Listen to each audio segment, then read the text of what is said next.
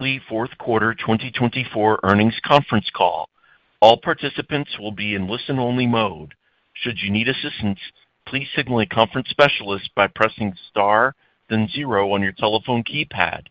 After today's presentation, there will be an opportunity to ask questions. To ask a question, you may press star, then 1 on your telephone keypad. To withdraw your question, please press star, then 2. Please note this event is being recorded. I would now like to turn the conference over to Brian Kearney, Vice President of Investor Relations. Please go ahead. Good morning, and thanks for joining us today.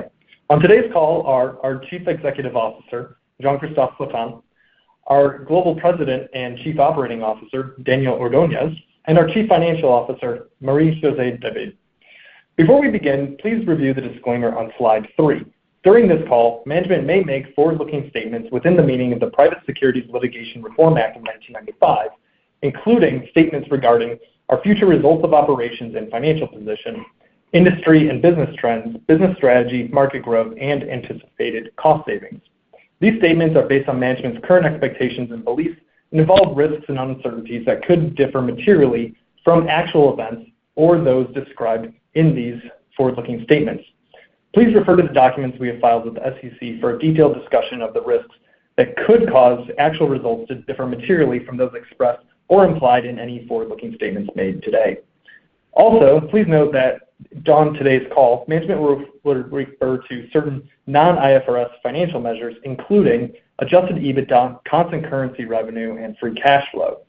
While the company believes these non-IFRS financial measures will provide useful information, the presentation of this information is not intended to be considered in isolation or as a substitute for the financial information presented in accordance with IFRS. Please refer to today's release for reconciliation of non-IFRS financial measures to the most comparable measures prepared in accordance with IFRS. In addition, Oatly has posted a supplemental presentation on its website for reference. With that, I'd now like to turn the call over to Jean-Christophe. Thank you, Brian, and good morning, everyone. Slide 5 has the key messages I want you to take away from today's presentation. First, let me tackle up front our 2024 performance versus guidance. Despite a very robust volume growth of plus 8.8% versus 2023, our 2024 top-line results came in below our guidance at 4.8% in constant currency revenue growth. At the same time, our profitable growth focus has delivered our adjusted EBITDA at the favorable end of our guidance range. This demonstrates that Oatly is a much stronger company than it has been 2.5 years ago. Over the past 2 years, we have indeed executed a significant transformation where we now have a much healthier business with clear strategies, clear accountability, stronger margins, and significantly improved profitability. Looking ahead to 2025, we expect to drive our first full year of profitable growth. Specifically, we expect constant currency revenue growth in the range of 2 to 4%. As you saw in our press release, we expect an approximately 300 basis point impact to our growth from a change in sourcing decisions at our largest U.S. customer. Absent this impact, our guidance range would have likely been 5 to 7%. We expect adjusted EBITDA in the range of $5 to $15 million, and we expect capital expenditures in the range of $30 million to $35 million. We expect to drive this profitable growth by leveraging our brand to ignite positive momentum in the category while simultaneously driving additional efficiencies. So let's dig in. Slide 6 outlines the significant transformation that we have methodically executed over the past 2 years. One area of change has been in our supply chain. Today, we have a more simplified supply chain that has become a strategic asset. In December, we announced we were closing our Singapore facility, and today we are announcing that we have discontinued construction of our second Chinese facility. With those two announcements, we have 5 manufacturing plants globally with no additional plants being built. These 5 plants can produce approximately 900 million liters of product. We are guiding to 30 to 35 million of CapEx, which is approximately 4% of revenue. And I am pleased to report that we achieved 99% customer fill rates in 2024, which highlights the significant benefits of increased focus. We have also made significant changes outside of our supply chain. First, we have significantly simplified our overhead structure. Today, we are much leaner, with approximately 1,500 employees, down 500 over the past 2 years. When it comes to mindset, as profitable growth is our North Star, we now make deliberate, margin-focused decisions about channels, customers, and products. We have also augmented our approach to marketing to focus on relevant and integrated brand activations. Slide 7 shows the financial impact. On our second quarter 2023 earnings call, I said that we must have a stronger business before we have a significantly bigger business. I am pleased to report that we have strengthened the business. Versus 2022, our revenue grew by approximately $100 million, or 14%. Our gross margin expanded 18 percentage points, and our adjusted EBITDA improved by over $230 million. We are clearly making good, healthy progress.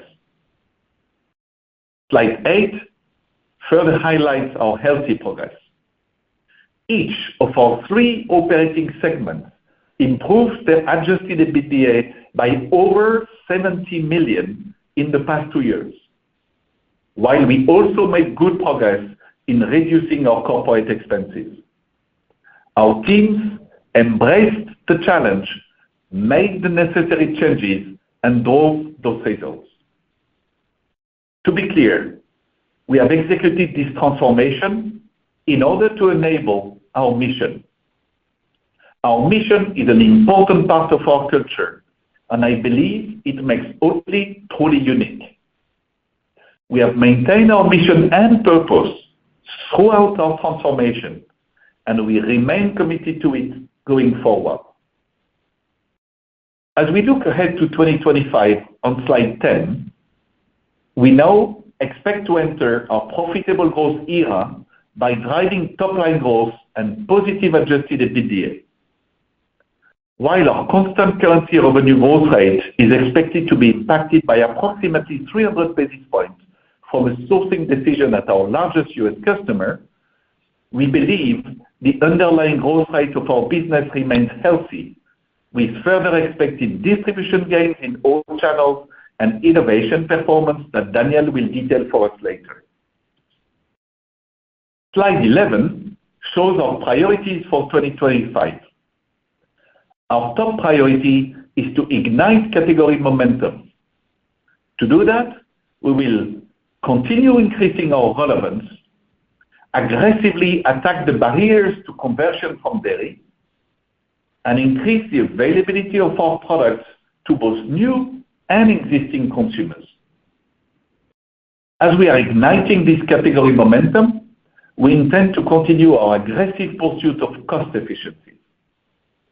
Over the past 2 years, we have built a strong efficiency muscle, and we intend to flex that muscle in 2025 again to drive margin expansion, simplify for speed and impact, and provide further fuel for growth-driving reinvestments.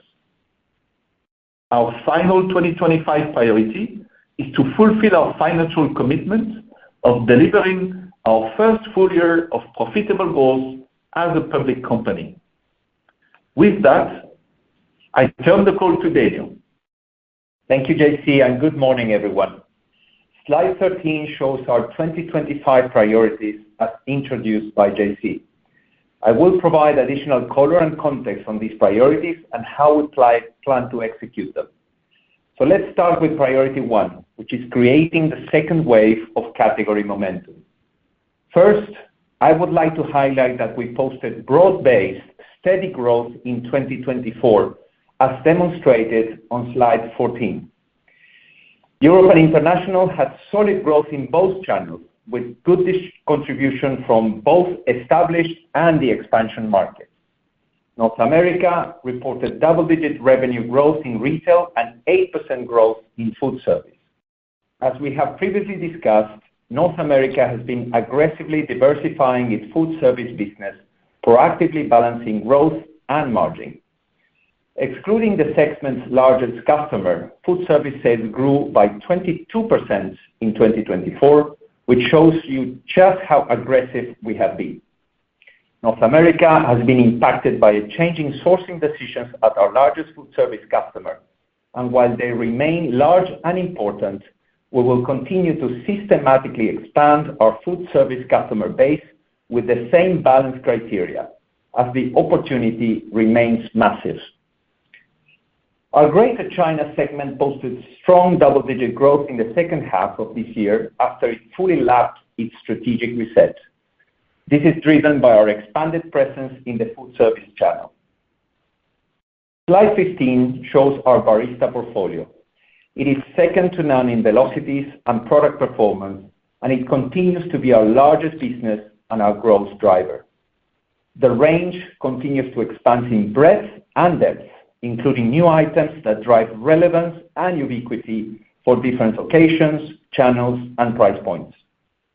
In North America, for instance, barista grew by 10% in 2024, aided by the distribution expansion of the original barista and the addition of the new creamers to the lineup.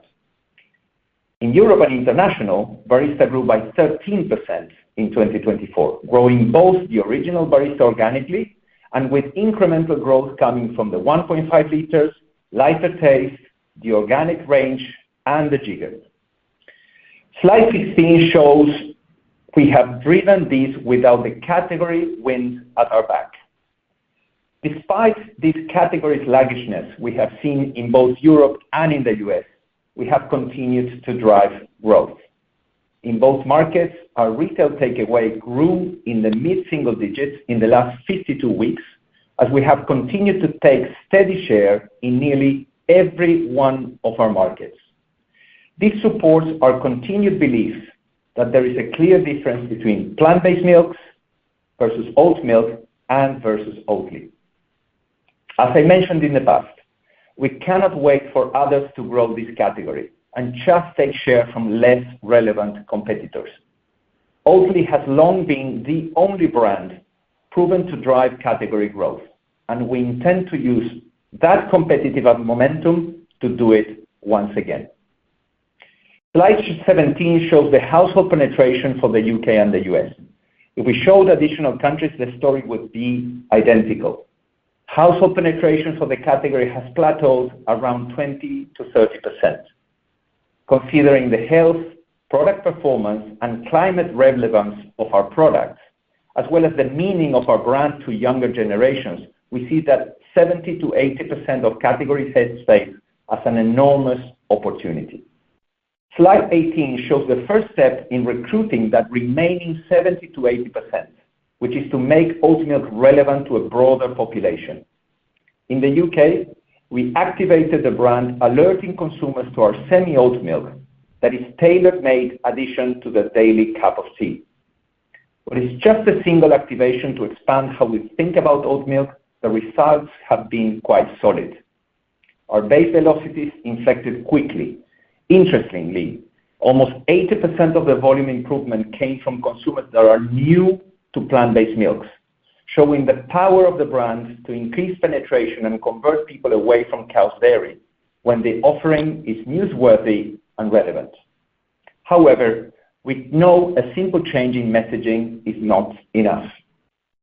Slide 19 shows two of the biggest factors we believe are preventing the category from breaking through that 20 to 30% penetration level. The first is the preconceived notion in taste. we know that most people who have not considered trying oat milk is because they believe it does not taste good even before they try it.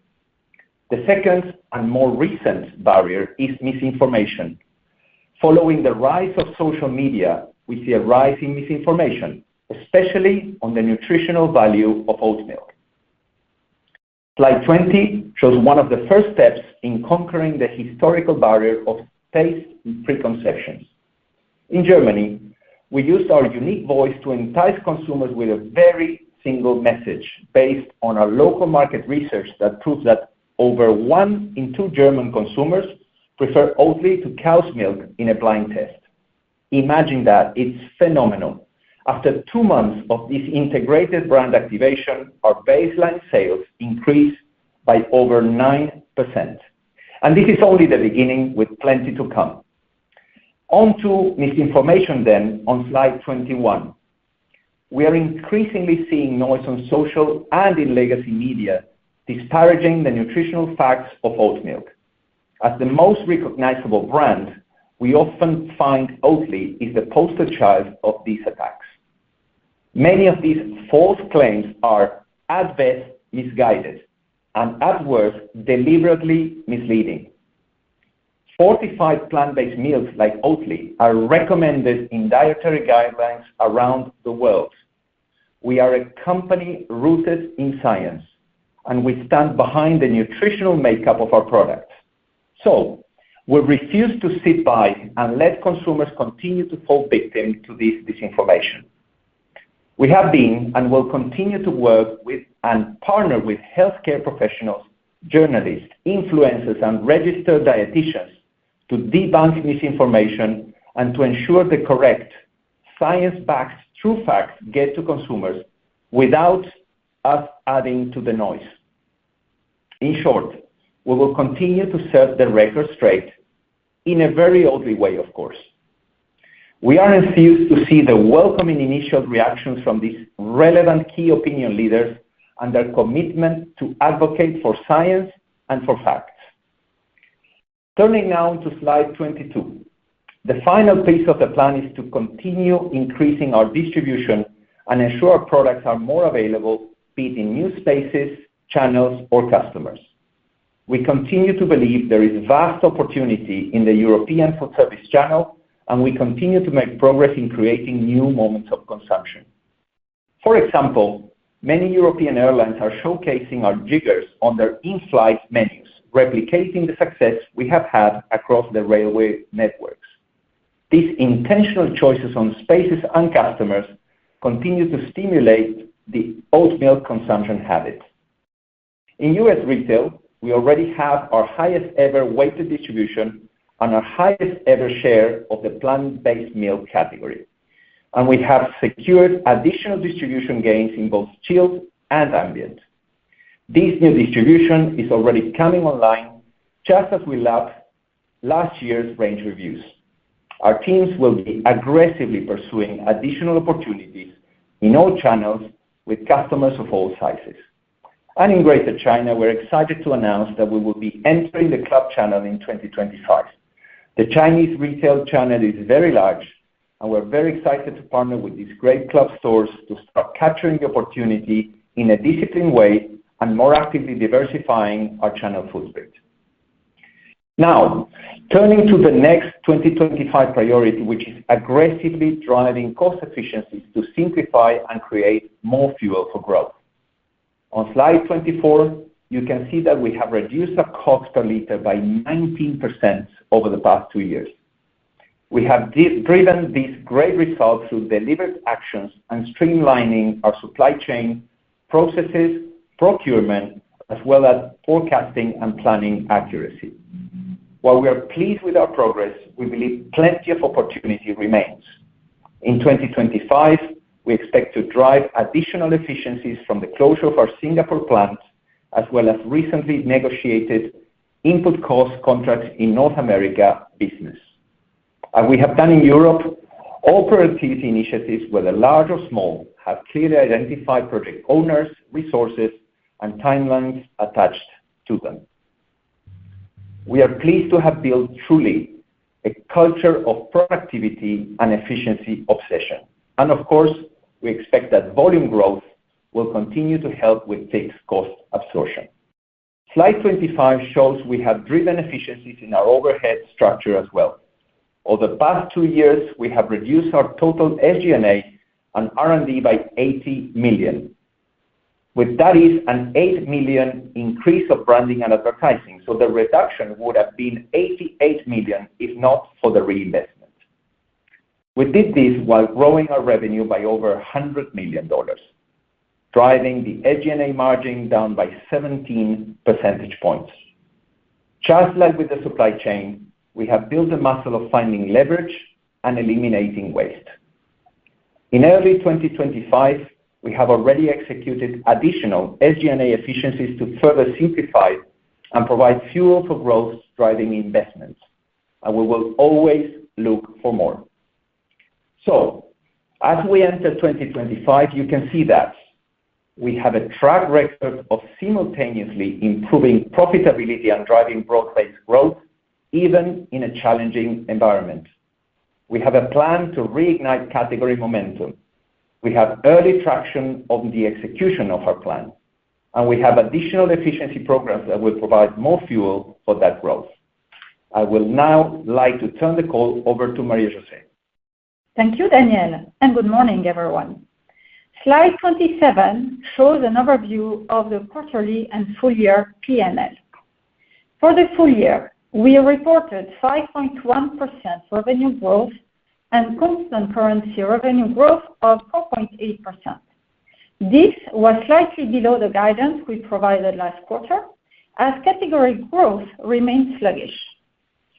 We continue to drive strong gross margin expansion, with the fourth quarter margin expanding 540 basis points year-over-year, bringing the full-year margin expansion to 930 basis points. Adjusted EBITDA was a loss of $6.1 million in the quarter and was a loss of $35.3 million, which is at the favorable end of our guidance range. Slide 28 shows the bridging items of our total company revenue growth.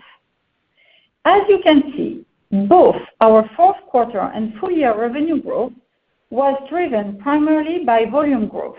We grew volume by 9.9% in the fourth quarter and 8.8% for the full year. Slide 29 shows the drivers of our strong year-over-year gross margin expansion.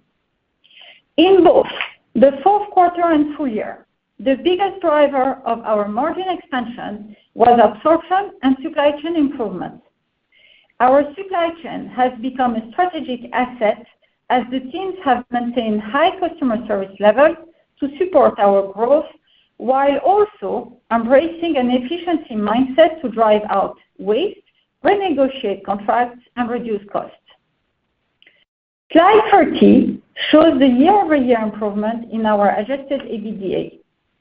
In both the fourth quarter and full year, our improvement was primarily driven by a very good increase in gross profit. In the fourth quarter, we had a slight year-over-year headwind in SG&A as we increased our advertising investment to drive growth. Slide 31 shows segment-level detail. There are 3 big takeaways on this slide. First, this is our second quarter of all 3 segments reporting profitable growth. Second, 2 of our segments drove profitable growth on a full-year basis. Third, each segment drove solid volume growth in both the fourth quarter and full year. Our strategic initiatives and growth plans clearly continue to work. Turning to our balance sheet and cash flow on slide 32. Our balance sheet remains solid. At the end of the quarter, we had $99 million of cash and $186 million of our credit facilities. Note that our revolving credit facility is completely undrawn, and the quarterly changes in its value have been driven by foreign exchange rates.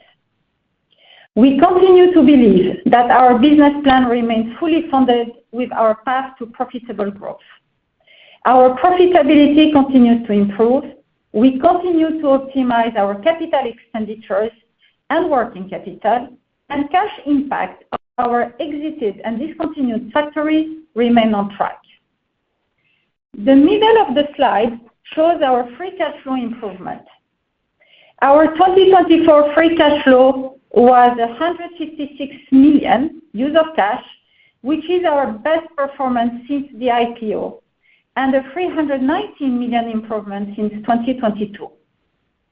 In the fourth quarter, free cash flow was a 23 million use of cash, which was our best quarterly performance since the IPO and an improvement versus Q3. On the right side, you can see our progress on working capital. We have reduced trade working capital by 23 million over the past 2 years. We have done this while growing revenue, which has resulted in our trade working capital as a percentage of revenue falling by over 500 basis points. I have repeatedly said that improving our cash flow is a top priority for me, and we are clearly making good progress. Our first priority for 2025 is to deliver our first full year of profitable growth as a public company. Slide 34 shows the detail of what we expect. We expect constant currency revenue growth in the range of 2 to 4%. Our largest U.S. customer has made a change in how we will source oat milk. While they remain a large customer, we currently expect the change to cause an approximately 300 basis point headwind to our total company growth. For adjusted EBITDA, we expect to report in the range of positive 5 to 15 million. We expect the year-over-year adjusted EBITDA improvement to be primarily driven by gross profit.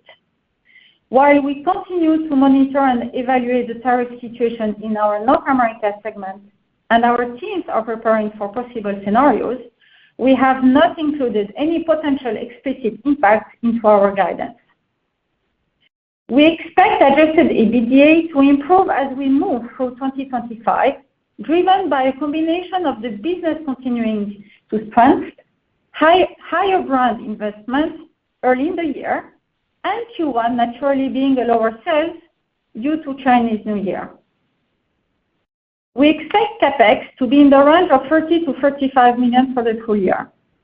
This reflects our now simplified supply chain network of 5 plants with no additional plants under construction.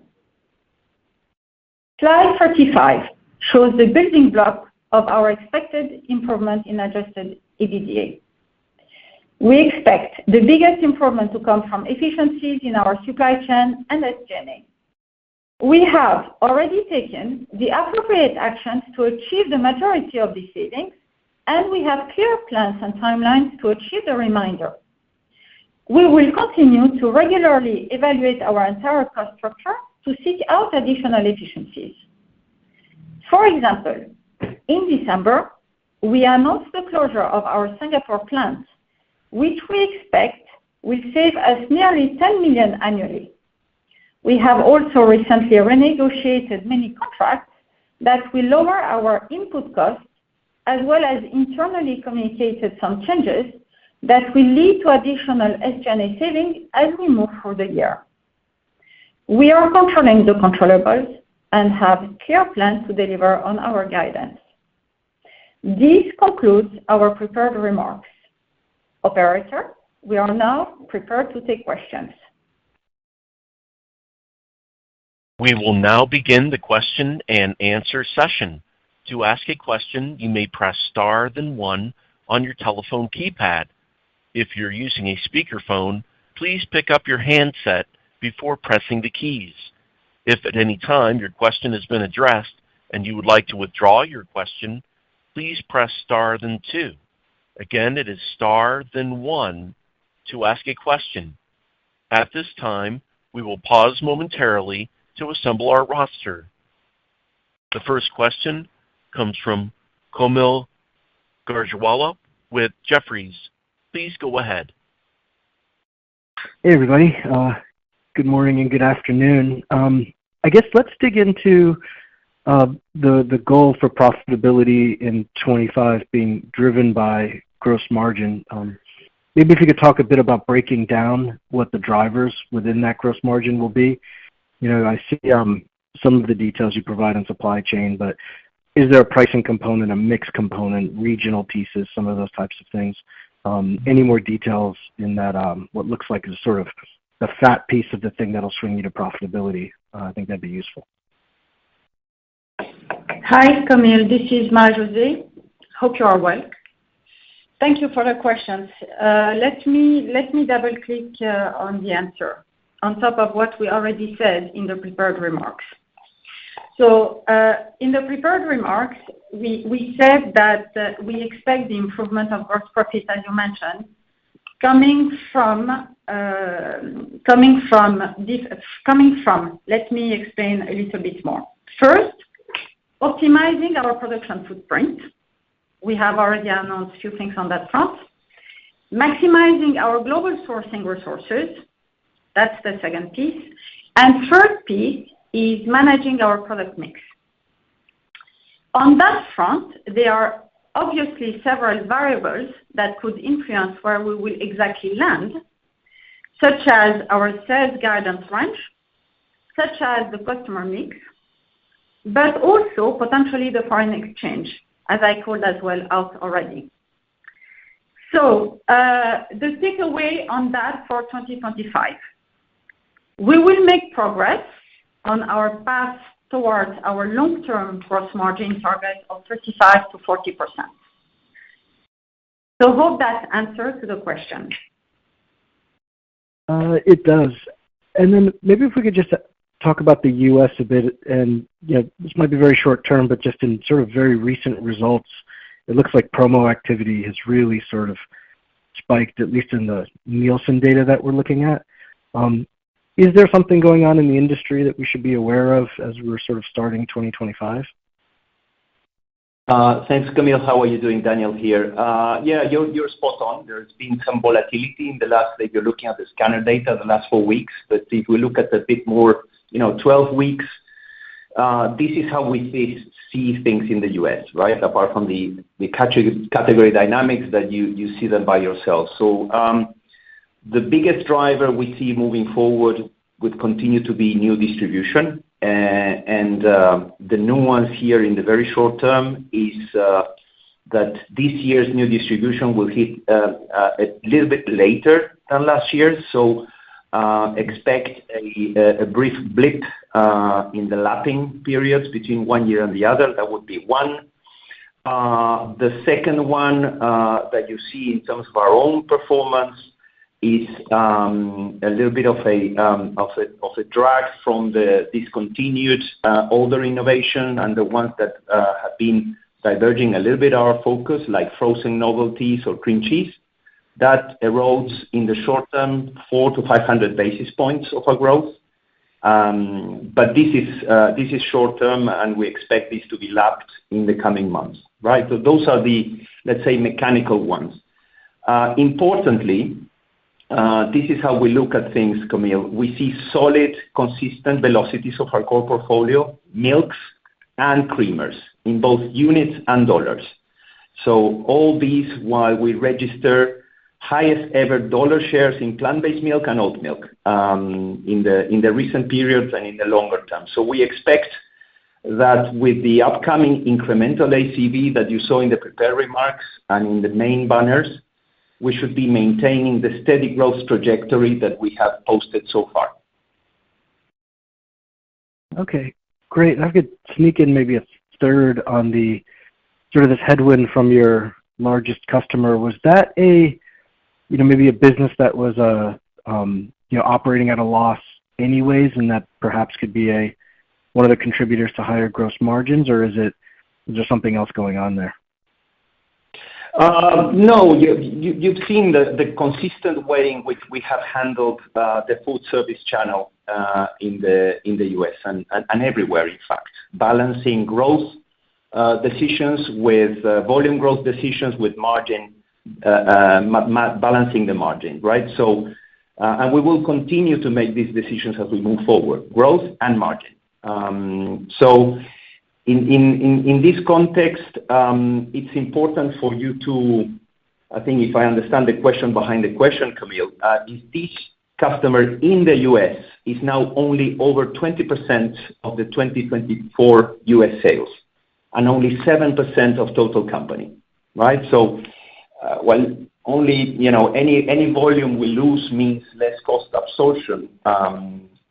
In fact, your question is spot on. We expect to keep tracking on our relentless journey of gross margin improvement we set course 2 years ago. So you see, we maintain controlling the controllables, and as we said, this large customer continues to be large and super important to us, as it is the continued growth in the food service channel overall. Got it. Okay, great. Thank you. Thank you. The next question comes from Max Gumport with BNP Paribas. Please go ahead. Hey, thanks for the question. I thought you gave a very helpful update on the category sluggishness that we're seeing right now, and it's encouraging to hear you aren't waiting for others, and you've got plans in place to get the category moving in the right direction. I also recognize that you regardless, are posting differentiated performance versus the category, but can you just expand on how much you think is in your control with regard to improving the category this year? And then also, how much of the pressure right now is simply the lack of ability to bring in new households? And then how much are you seeing in terms of existing households maybe leaving the oat milk category because of some of the headwinds you announced in terms of the misinformation on nutrition? Thanks very much. Thanks. There is a lot in that question which I will try to unpack, Max, but it's super helpful. And thank you for appreciating the effort. I would start with a headline, which is Oatly did it once, and we are decisively going to and willing to do it again. In fact, we don't see anything that impairs our ability to start this second wave of momentum, right? If you allow me to start at the high level, approaching your question, any of these paradigm shifts has never been a linear growth trend, right? There are waves of growth that have to do with the adoption by different consumer groups. If you want to stereotype them as millennials and Gen Z, they are different and they respond to different changing contexts, right? When it comes to sustainability tailwinds, less sustainability tailwinds, say no more about the context today. It's dramatically different. There are potentially three elements to your question. The first one is mechanical growth. And I would like to stress the fact that the current performance that you have seen with no tailwinds or very, very light tailwinds will remain. We see opportunities for us to continue to post steady, solid growth by gaining distribution, by increasing penetration with the new portfolio you have seen, which is wide in format and deep in new concepts. And we are encouraged to see that portfolio, as well as the addition to the new markets to the mix. The new markets in E&I, in Europe and international, are starting to gain in critical mass. We started this journey 2 years ago, and we like what we see, right? So the mechanical, I wouldn't underestimate the mechanical growth component for starters. And second of that, you would have heard us talking about our significant shift in marketing approach. And that is not by changing the model, which is what makes us unique, but it's changing the way in which we allocate resources in a much more precise manner. And that is the intentionality that you see behind on the two examples. And it's just quoting two, not random, but two examples with the tea integrated activation in the UK or with the taste experience example in Germany. And you will, of course, see more in this direction, which are precisely directed to breaking down the number one barrier to penetration for that 70%, which is taste. Whenever and wherever you taste plant-based milks before trying, the number one barrier to consumption is taste, and has always been the case, and it's proving today. And I'm encouraged to see that the first examples that you have seen in Germany are proving our ability to bring new consumers to the category, let alone Oatly. As for the rest, we continue to believe in the power of these brands. I'm always amazed by the power of this brand. The latest one, Max, has to do with, you would have seen the recent announcement of the collaboration with Nespresso all around the world, and we start seeing in 2 weeks, the impact of the Oatly pods selling out and being top of the list of the Nespresso pods. And that's something that gives me confidence that in a few quarters, we would be able to articulate to you the precision of how are we bringing new households into the Oatly franchise and starting to see the early innings of new category penetration. But it's early days. What I would like to say to you is, for us internally, we're adding category growth in our list of controllables, if that helps. Yes, very helpful. And then as I look at your plans for 25, it strikes me that much of the EBITDA progress you're targeting is actually completely unrelated to sales and to category growth, and it's much more related to supply chain improvements that are completely in your own control, regardless of where the category goes. So I was hoping you could just give us an update on where you are on that supply chain journey longer term as we think about the continued progress you could make on that front beyond 25. Thanks very much. I'll leave it there. Thank you so much, Max. Jean-Christophe speaking, and thank you for the question. As you've noticed, strategic lever number one to answer your question is the very significant recalibration of our supply chain. As you have seen, we have taken the decision to discontinue 3 new factory projects, so previously the US and UK and now in China, as well as the closure of our Singapore plant. This allows us to focus all our execution and expertise power, as well as our CapEx, of course, in only 5 existing sites around the world. So that's super important. We believe that recalibration draws focus, and focus drives performance. That's the belief that drives this business. The second strategic lever is our permanent quest for supply chain efficiency and an asset-light supply chain. This is what contributes to the gross margin progress that you have seen.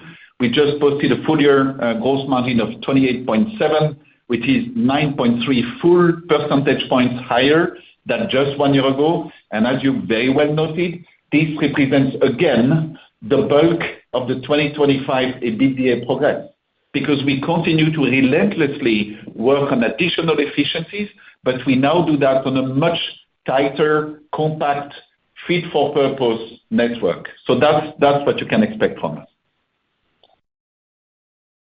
Great. Thanks very much. The next question comes from Ken Goldman with JP Morgan. Please go ahead.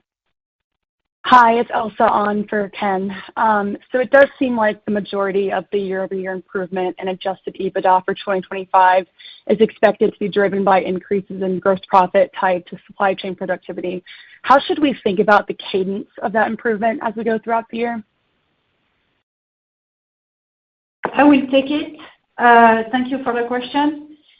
So, as we said, adjusted EBITDA, and you just mentioned it again, will improve as we move through 2025, driven by the combination of the business continuing to improve, higher brand investment as well, early in the year, and Q1 naturally being a lower sales quarter due to the Chinese year.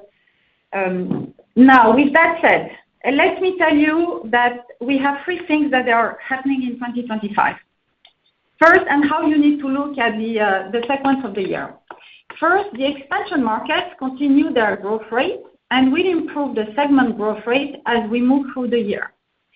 Second, in the second half of 2024, we increased our promotional activity in Europe, which has impacted our constant currency revenue growth, and we expect that to be less of a headwind as we enter in the second half of 2025. And the third point is that we expect our new integrated brand activation investment of the first half to drive accelerated growth in the second half. So the way to look at the sequence within the year is really driven by these major three things that I just called out. Great, thanks. I'll pass it on. The next question comes from Michael Lavery with Piper Sandler. Please go ahead. Thank you. Good morning and good afternoon. Just wanted to come back to the largest customer in the U.S. I realize it's not unprofitable, but like to your point, it helps cost absorption, even if it may be lower margin than retail. Can you give us a sense of what, if any, risk to the remaining business there you anticipate? It sounds like there's been a couple times now the footprint that you represent there has been cut back. Any look ahead of how maybe stable that is going forward, or what should we expect there? Thank you. Thanks a lot, Michael. Good to hear from you. Daniel here. If you allow me, I will perhaps double-click in a couple of remarks we made, I think, to Camilla at the beginning. So, because, that's, unfortunately, it falls into one of those questions which is, I cannot give you a full answer to, yes or no answer to that. Right? So, however, color and context. First, we'd like to underline again the exposure we have to this very large and important customer. In the U.S. today, it is only 20% of the 2024 sales, last year's, and 7% of the total company, right? That gives you an impression of the size and the decisions that were made and the why. However, to go straight to your question and the outlook, when we speak with consumers and baristas across our customer base in food service and in coffee, they consistently tell us that they can't tell the difference in quality and in performance in coffee between Oatly and all other competitors, right? And I would like to pause there because that already gives you a view about what can happen in the U.S. market.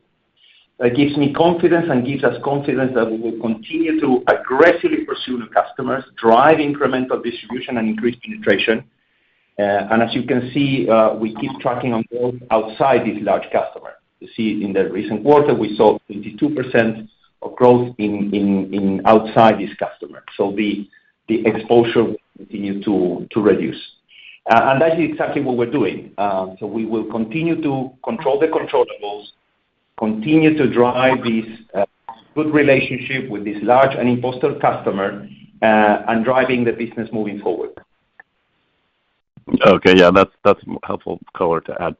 And then just on Asia, with your decision to discontinue the second China plant, you said that the Ma'anshan can support the current business and growth.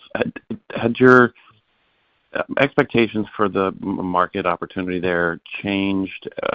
And how much is there maybe an influence of the current macro environment in China versus a longer term view? Maybe just help us understand, what if anything changed in your outlook for demand and how that impacted this decision. Thank you so much, Michael. JC here. I'll take it. First of all, let me confirm that Oatly business in Greater China is showing a robust development trend at the moment. We have reported profitable growth in this market since Q3 of 2024, and we see that as the direct result of the reset strategy that our China team has executed with excellence. I could also comment on the fact that our relationships with our key customers and partners there are stable, and we see them as being highly productive. So overall, what do we see in China? On the food service side, which is the majority of our business in China, we really see promising systemic momentum across all our important customer base. It's a very vivid, vibrant environment there, and we have great relationship with the key customers there. Beyond this, as you have heard from Daniel, we are excited to announce that we will be entering the club channel in 2025. And this Chinese retail channel is extremely large, and we are very excited to partner with these great club stores to start capturing the opportunity in a very disciplined way and more actively diversify our channel footprint. So overall, what you hear from us is we continue to see a lot of opportunities in China. Okay, that's great. Thank you very much. Again, if you have a question, please press star, then 1. The next question comes from John Baumgartner with Mizuho. Please go ahead. Good morning. Thanks for the question. Maybe first off, it's nice to see the guidance for positive EBITDA in 2025 and that milestone. And I'm curious if you could walk through that in a bit more detail. This past year, there was some flexibility in the model where you invested at a healthy level for trade and support to coincide with increased distribution. And I see you've incorporated some year-on-year drag in 2025 from larger brands building as well. But I'm curious, given the plans to build more distribution again this year, the comments you've made around challenges to household penetration, what's your confidence you've adequately built in enough reinvestment into the guide, whether for marketing, for trade, for pricing? I'm just curious as to your confidence level in at least the low end of EBITDA guidance for this year. Thank you so much, John. Jean-Christophe here. I'll start and I'll probably get the compliment from my friend Daniel here to answer your question. So thank you for noticing achieving profitable growth, as you know, has been, and will remain being our North Star. And I have to say, it's a very important moment today for our teams, for ourselves, marking the moment to guide in 2025 a kind of a new era, which is the first full year of profitable growth as a public company. It's an important moment for us. We are pleased with the significant structural progresses we have made so far, mainly the gross margin increase and the SG&A recalibration that we highlighted. And you spotted it very well. These two levers have significantly changed the P&L shape of this business over the past 2 years. And because we continue and will continue to work on them, they will continue to explain the vast majority of our EBITDA improvements between 24 and the 25 guidance. Attached to that, what we will remain extremely disciplined on is both the cost and the capital. So what we have applied so far is a very strong turnaround mindset, and we are turning it into an ongoing efficiency obsession mindset. And with this mindset, and this is exactly this mindset that will drive us to make deliberate, margin-focused decisions when it comes to new channels, new customer, new markets, and new products. So that's the way overall. I wanted to start there by saying what will fuel and drive the vast majority of the EBITDA improvement, and what's the mindset with which we make these decisions. Now, over to Daniel to give more color. That's a great question, John. As you can imagine, we have been all hands on deck for a while, reassessing our choices here. So long story short, it's not about allocating more investment into the brand. It's about the how are we allocating investment into the brand to drive and bringing down these barriers of further conversion, right? So in one hand, your question was about our confidence levels. I believe that our plans are fully resourced when it comes to the confidence levels to deliver what we are guiding for today, not more. And all the efficiencies that JC was referring to are blended into the resource we are allocating. And I would like to mention again what I was referring to a couple of remarks ago, which is what do we mean by this, the how, right? And where this new marketing approach is simply being more precise and more intentional in how we articulate the brand activities against this new category context, which is focus on barriers to penetration. And we're deploying that in a much more integrated manner.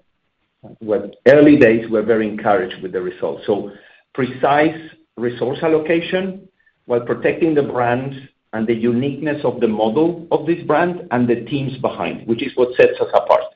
This may sound like a bit parochial and not very different to us. Trust us, for us at Oatly, is a paradigm shift, which is protecting the brand model and being super precise in how we allocate resources. Okay, thanks for that. It's helpful.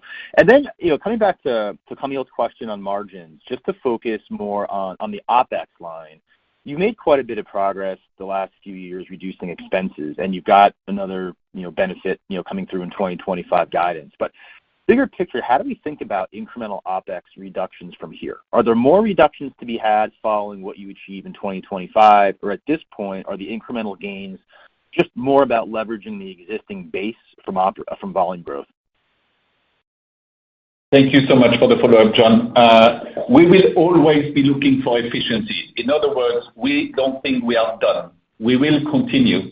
And what I was explaining is what has served us well as a turnaround mindset is now a culture of efficiency obsession, a mindset that will be ongoing, and we keep that with us. So we will be turning this mindset into continued improvements, both on the supply chain and on the SG&A. You heard also MJ in the prepared remarks says we are actively working on SG&A further reduction as we speak in the beginning of 2025, and they are being brought to life. Perhaps one or two additional points, because that's a very important topic. When you benchmark us versus peers, it's important to keep in mind that our total SG&A includes both advertising as well as distribution costs. And we know it's not the case for every company, so sometimes it can impact the comparison with some others. And finally, some of our SG&A reflects strategic profitable growth choices, as explained by Daniel, like investment in new markets to create category and stimulate growth. So as we continue to work to grow our sales, here's what you can expect. We continue to work actively on SG&A improvement. There is a part of our more sales-related portion of SG&A that will continue to grow alongside our volume growth, but not stronger than that.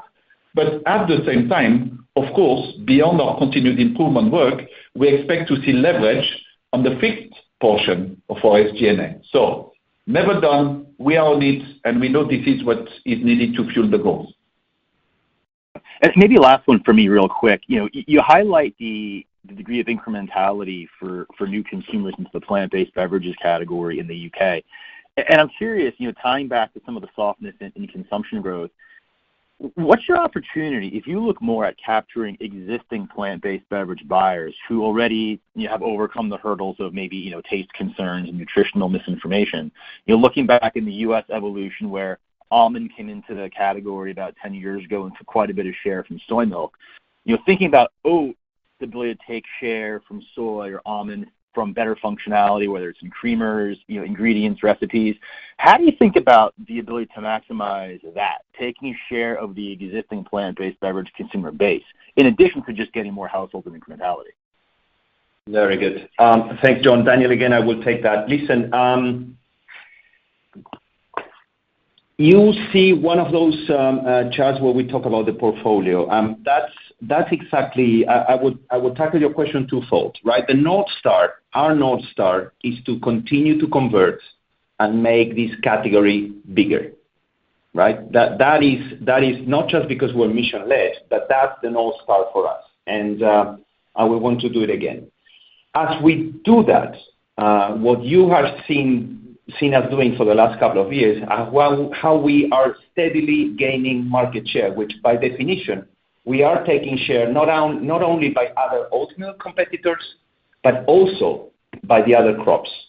If you look at the other crops development in both the US and in Europe, you will see that they are all in decline. And that is happening already as we continue to pursue our mission and to pursue conversion. That, if you go back to that chart, John, that talks about portfolio with the barista, all things coffee portfolio, you could dissect that portfolio in two, that's precisely what you're doing. We are going wide in formats by being ubiquitous in different channels occasions, moments of consumptions, and price points, that's exactly what we're doing. We're taking share and taking space from all different competitors outside plant-based milks, but within plant-based milks. And if you were looking at the different concepts in that portfolio, like for instance, the organic barista or the lighter taste barista, that is also not just attracting new consumers into the category, but taking share from the plant-based milks as well. So you see, I don't want to give you a half-hearted answer, which is we do both, because you know that strategy is about choices. So doing both doesn't work. We go for conversion, and we have proven to ourselves and to you guys that for the last 2 years, by taking share on other crops and other competitors, we do that in the making. Great. Thank you very much. Thank you. This concludes our question and answer session. I would like to turn the conference back over to Brian Kearney for any closing remarks. Great. Thanks a lot, everyone, for joining us. Feel free to reach out to me if you have any follow-up questions. Everybody have a great day. The conference has now concluded. Thank you for attending today's presentation. You may now disconnect.